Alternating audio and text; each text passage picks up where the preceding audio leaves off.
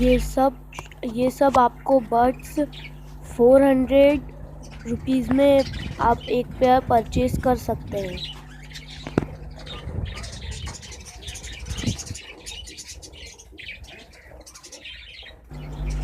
और अगर आपको कोई इस बर्ड्स का चिक पसंद आए तो आप वो 350 में 2 चिक्स परचेज कर सकते हैं।